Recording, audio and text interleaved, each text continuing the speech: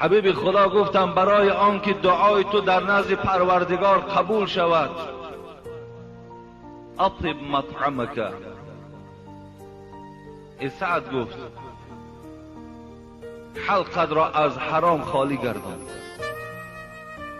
لقمه را لقمه حلال گردان، دعا در نزد پروردگار قبول می شود. از این خاطر بود است که حضرت صوفی علیه را خدا رحمت کند وی می گفت تو ای صوفی که در بر می کنی دلق، کنه ول احتیاط از پاکی حلق.